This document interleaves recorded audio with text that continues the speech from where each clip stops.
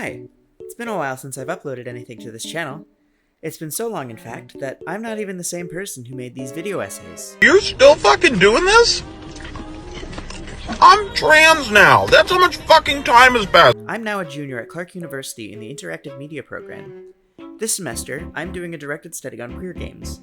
And because I hate myself, I told my advisor that every couple of months, I'd submit a mini video essay for each of my case studies.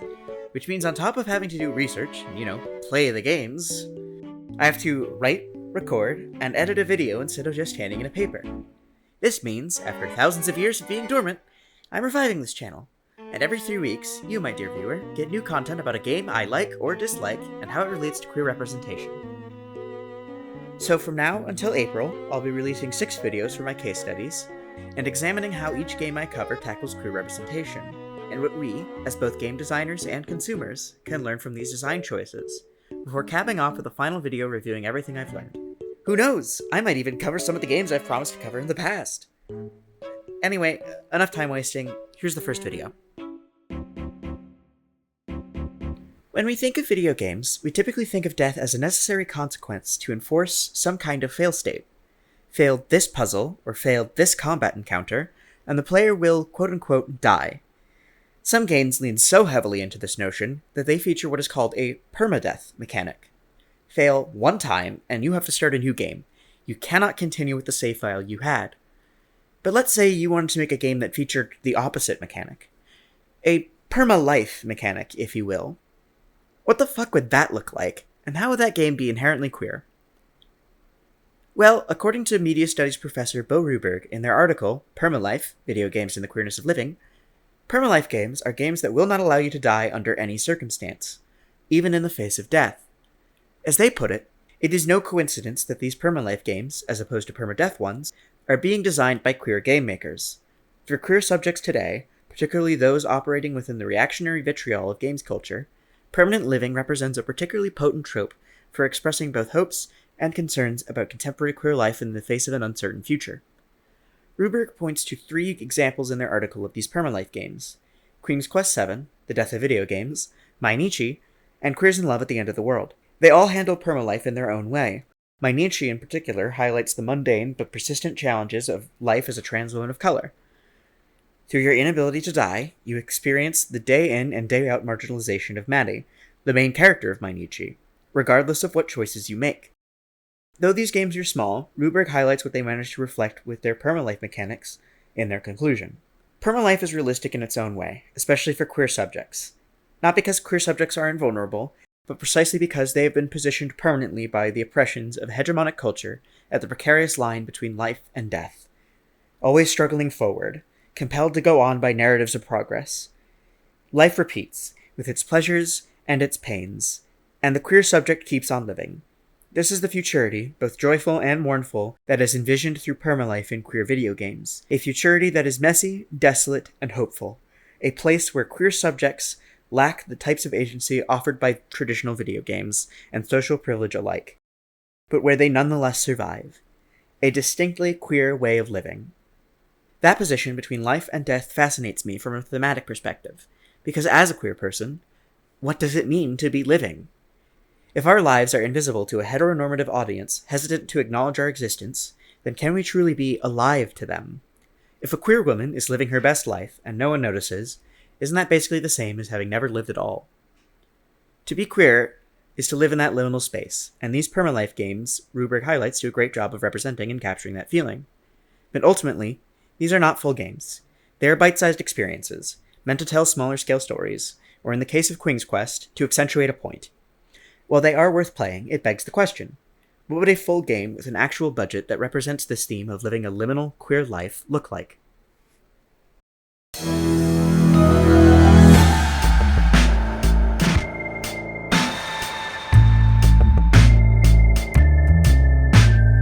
Night in the Woods is a 2017 adventure game by the 3-person development team Infinite Fall.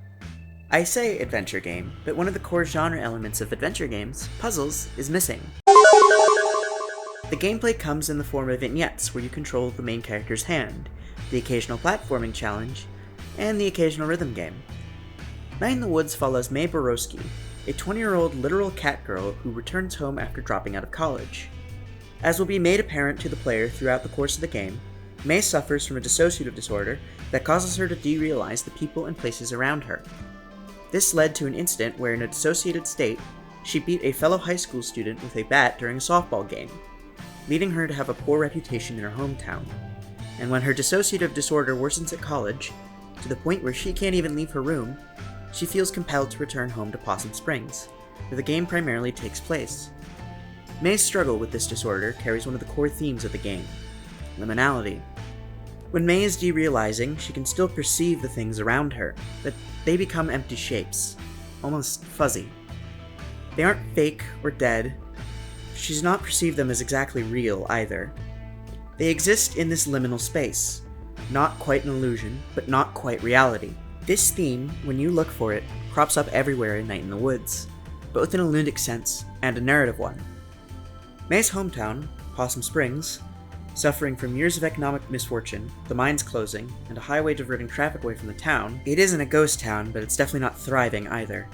Greg and Angus, May's high school best friend, and his partner, are the only two known LGBTQ characters in Possum Springs besides May, and while people in the town acknowledge their existence, it's clear that they aren't considered normal citizens of the town.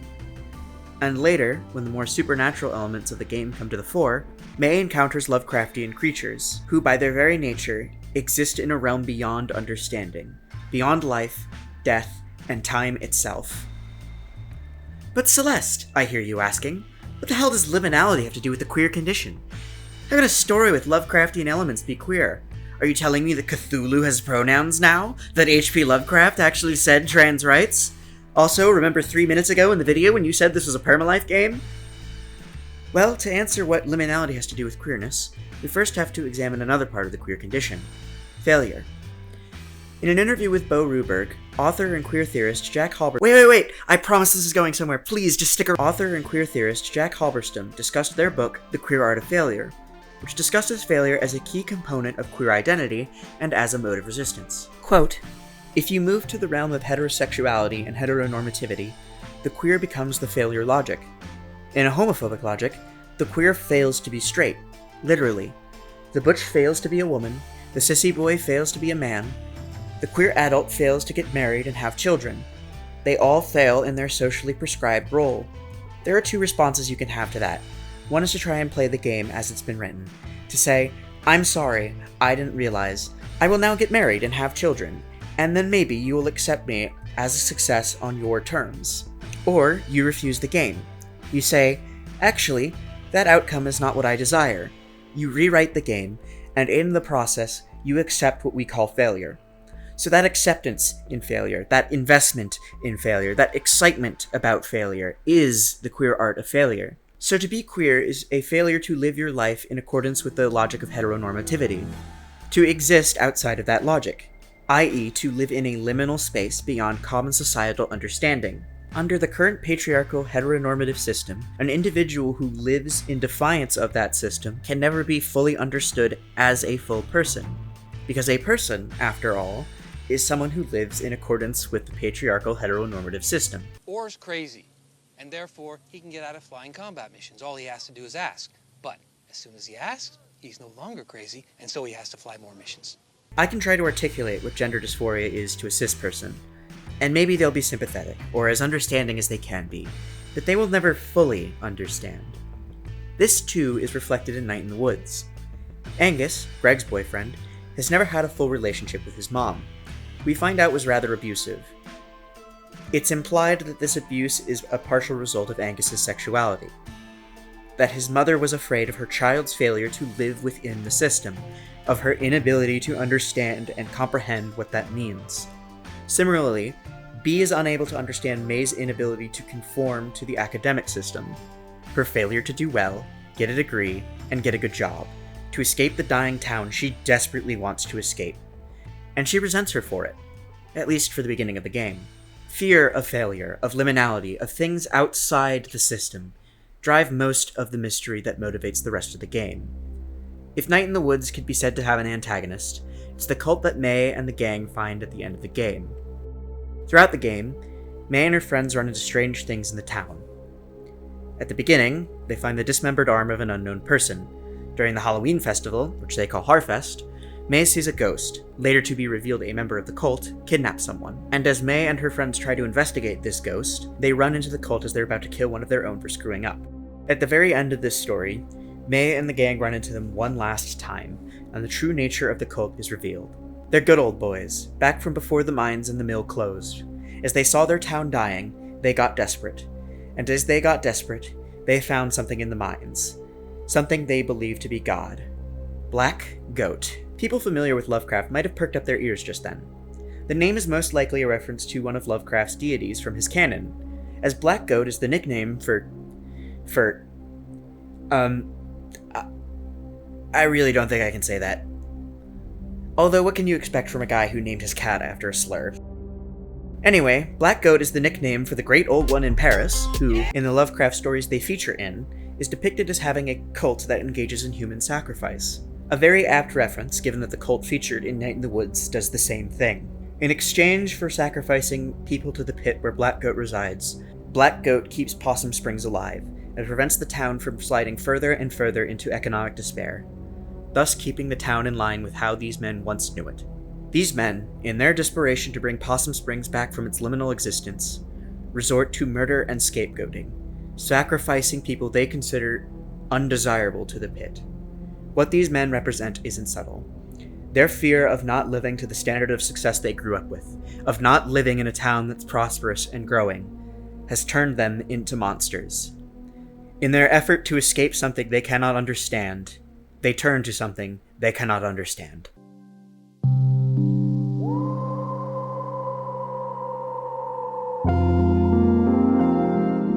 But what position does Night in the Woods take on the fear of failure and liminality? And how does it make it a Permalife game?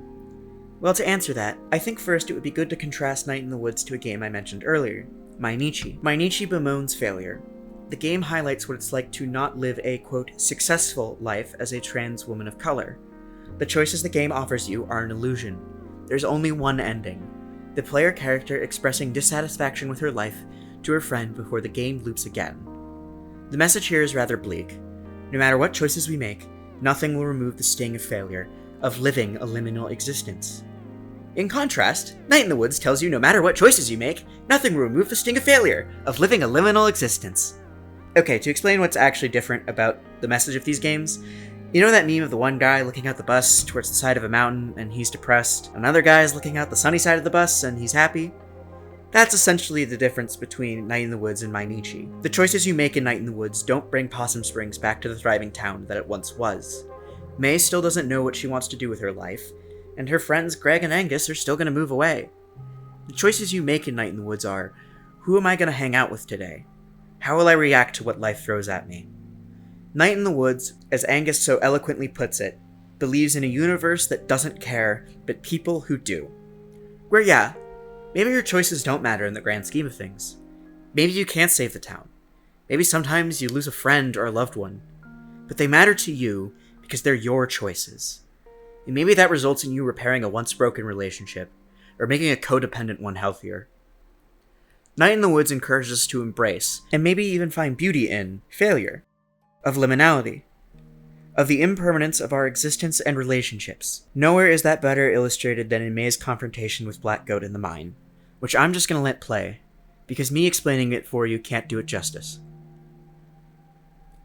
I get it. This won't stop until I die.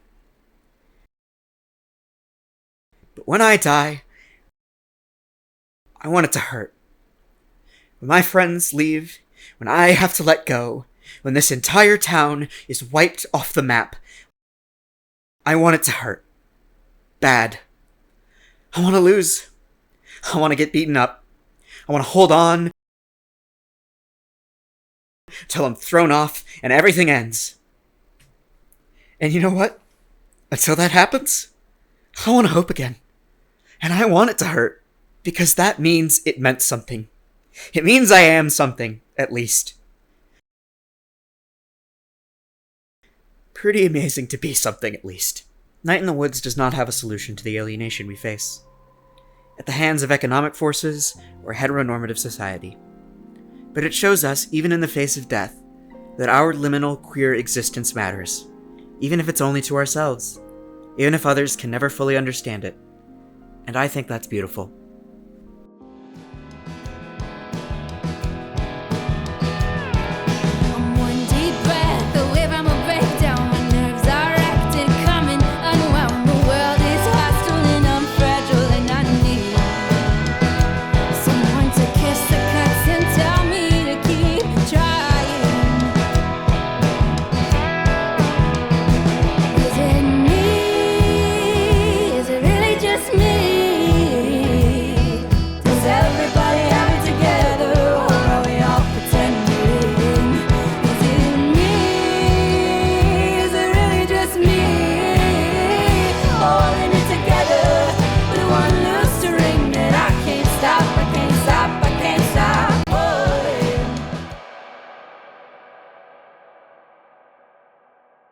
Hey there, I hope you enjoyed this video. This is usually the part where people ask you to like and subscribe, which I hope you do, but instead I'm here to tell you that the next video is going to be about Tell Me Why, a Choices Matter murder mystery game by Don't Nod Entertainment that isn't Life is Strange. Crazy, right? This is one of the few games among the ones I've chosen for my case studies that I haven't played yet, so I'm excited to learn whether or not it lives up to the hype. Anyway, okay, thanks, bye.